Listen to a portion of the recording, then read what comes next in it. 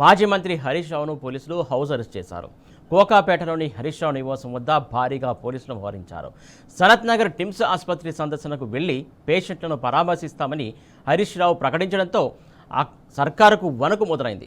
దెబ్బకు జడిసి పోలీసులను ఉసిగొల్పింది. హరీష్ రావుతో పాటు మాజీ మంత్రులు తలసాని, సబితా ఇంద్రారెడ్డిని కూడా గృహ నిర్బంధం చేశారు.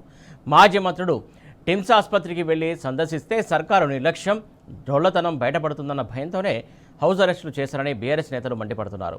ఇది ప్రజాస్వామ్యమా లేక రేవంత్ ఇష్టారాజ్యమా అని భగ్గుమంటున్నారు.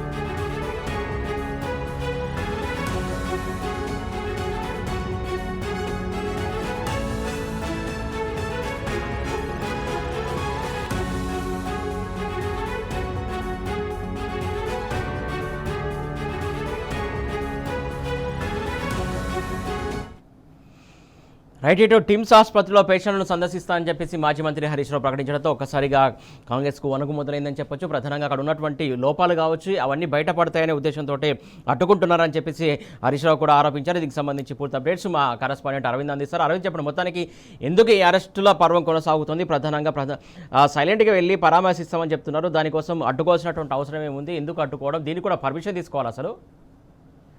రైట్ సురేష్, ఏదైతే చూస్తుంటే ఇప్పటికే ఆగమేఘాల మీద టిమ్స్ కూడా ప్రారంభం చేయడం జరిగింది. దీంట్లో కూడా ప్రధానంగా ఏదైతే టిమ్స్ దాదాపుగా బీఆర్ఎస్ ప్రభుత్వ హయాంలోనే 90% పనులు పూర్తయ్యాయి. గౌరవ అంటే బీఆర్ఎస్ పార్టీ అధినేత ప్రజలెవరు కూడా అనారోగ్యంతో వారందరూ కూడా మెరుగైన వైద్యం అందించాలి, కార్పొరేట్ లెవెల్ స్థాయిలో కూడా పేదవాడికి ప్రభుత్వ హాస్పిటల్లో వైద్యం అందించాలనే నేపథ్యంలోనే టిమ్స్ హాస్పిటల్ ఏర్పాటు చేశారు. అంటే కరోనా లాంటి మహమ్మారిని కూడా ఎదుర్కొనే శక్తి ఉండాలి, అలాంటి ప్రభుత్వ హాస్పిటల్స్ ఉండాలి. గాంధీ ఉస్మానియాలకే పరిమితం కాకుండా ఒక కార్పొరేట్ స్థాయిలో కూడా ప్రతి ఒక్క పేదవాడికి వైద్యం అందించాలనే నేపథ్యంలోనే టిమ్స్ హాస్పిటల్ ఏర్పాటు చేశారు. కానీ అది కాంగ్రెస్ ప్రభుత్వం కూడా ఆగమేఘాల మీద కూడా ప్రారంభం చేసింది.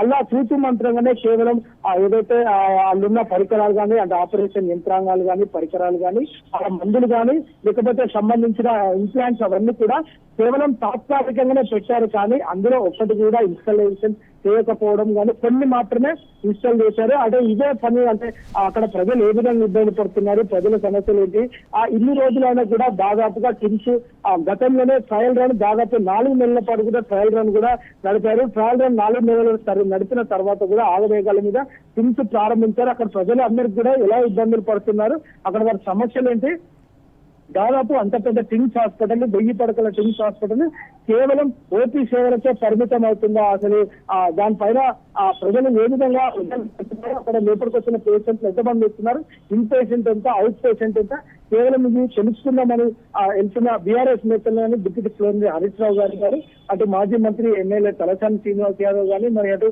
ఎమ్మెల్యే సబితా ఇంద్రారెడ్డి గారిని కూడా వారిని కూడా హౌస్ అరెస్ట్ చేయడం జరిగింది. అది ప్రధానంగా అరెస్టుల పర్వం కూడా కొనసాగుతుంది. అభివృద్ధి పనులకు కూడా వెళ్తామంటే కూడా అంటే ఏదైతే గతంలో కూడా కాంగ్రెస్ ప్రభుత్వాన్ని బీఆర్ఎస్ నాయకులు, బీఆర్ఎస్ నేతలు అనేక సార్లు కూడా హరీష్ రావు గారు కూడా ప్రధానంగా తెలియజేశారు. వెంటనే టిమ్స్ హాస్పిటల్ పనులు పూర్తి చేయండి అంటూ కూడా అనేక సార్లు మొరపెట్టుకున్నా కూడా కాంగ్రెస్ ప్రభుత్వం నిమ్మకు నీరెత్తని పరిస్థితి కూడా కనిపిస్తుంది. ఇప్పటి వరకు కూడా దాదాపుగా హాస్పిటల్ ఓపెన్ చేసినా కానీ ట్రయల్ రన్ మాత్రమే నడుస్తుంది. ఎక్కడ కూడా అంటే ఇప్పటి వరకు కూడా ఒక్క పేషెంట్ కూడా అడ్మిట్ కాకపోవడము, గతంలో ట్రయల్ రన్ ఏ విధంగా తూచి మంత్రంగా నడిచిందో ఇప్పుడు కూడా అదే ట్రయల్ రన్ విధంగానే హాస్పిటల్ ఓపెన్ అయినాక కూడా అదే విధంగా కూడా నడుస్తుంది. ఇప్పటికీ ప్రాపర్ గా లిఫ్ట్ పనులు కూడా ప్రాపర్ గా పూర్తి కాని పరిస్థితి.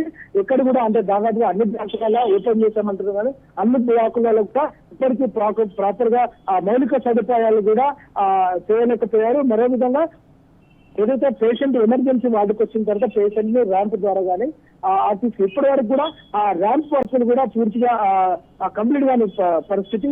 ఏదేమైనప్పటికీ కూడా ఆ కాంగ్రెస్ ప్రభుత్వం నిర్బంధ పాలనకు కూడా ప్రజలందరూ చూస్తున్నారు. ఏదో రానున్న ఎన్నికల్లో మాత్రం తప్పకుండా తెరమగీతం ఆడే సమయం వస్తుందంటూ కూడా ఇప్పటికే ఆదాయం వ్యక్తం చేస్తున్నారు. సురేష్, అవరేజ్ ముఖ్యంగా చెప్పండి, ఏదైతే ప్రధానంగా ఏదైతే ఇటు విద్య పట్ల నిర్లక్ష్యమే, అటు వైద్యం పట్ల నిర్లక్ష్యమే. పేదలకు వైద్యం అందాల్సినటువంటి టీమ్స్ ద్వారా ఇప్పుడు ఆల్రెడీ వైద్య సేవల కోసం వస్తూ ఉంటారు. అక్కడ ఎక్విప్మెంట్ కావచ్చు, మిగతా సదుపాయాలు కావచ్చు, ఆ సదుపాయాలు సరిగా ఉన్నాయా లేవని చెప్పేసి మీరు ఆసుపత్రి ఓపెన్ చేశారు, సదుపాయాలు ఉండాలి, అలాగే పేషెంట్లు వస్తారు, పేషెంట్లకు సరిపడా అన్ని వసతులు ఉండాలి, దానికి సంబంధించి సందర్శిస్తాం, మరి మీరు ఎట్లా ఏర్పాట్లు చేశారని చూస్తామని చెప్పేసి వస్తున్నటువంటి క్రమంలో చూడడానికి అనుమతి కూడా తీసుకోవాలా, పేషెంట్లను సందర్శించడానికి కూడా అనుమతి తీసుకోవాలా, ప్రధానంగా సదుపాయాలు ఉన్నాయో లేవో కూడా చెప్పాల్సినటువంటి అవసరం లేదా ప్రభుత్వం?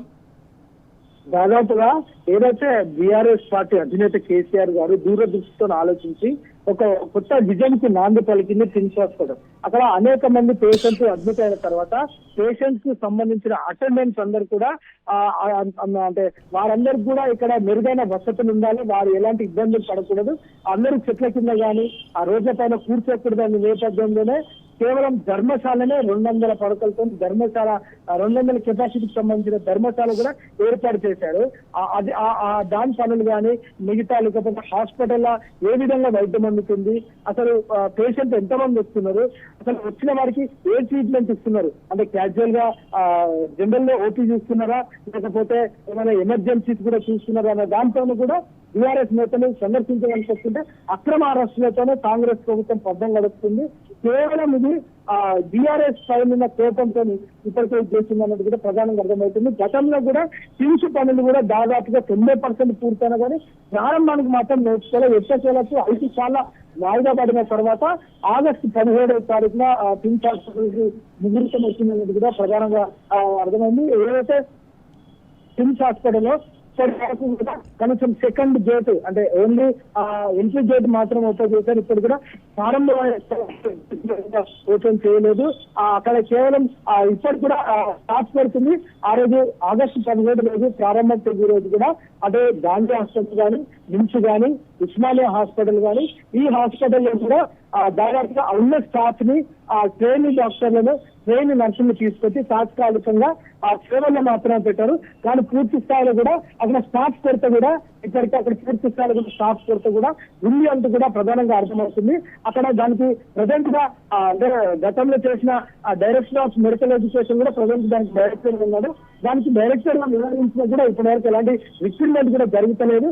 కేవలం కాగితాలకే పరిమితం అవుతుంది, రిక్రూట్మెంట్ చేస్తున్నాము అనే విధంగానే పరిమితం అవుతుంది తప్ప ఇంతవరకు ఎలాంటి డాక్టర్స్ కానీ, నర్సులు కానీ, స్టాఫ్ కానీ, అవుట్ పేషెంట్ కానీ, ఇన్ పేషెంట్ కానీ ఎంతమంది వస్తుంది ఇప్పటికి కూడా ప్రభుత్వం పారదర్శకంగా ఎక్కడ కూడా చూపెడతలేదు.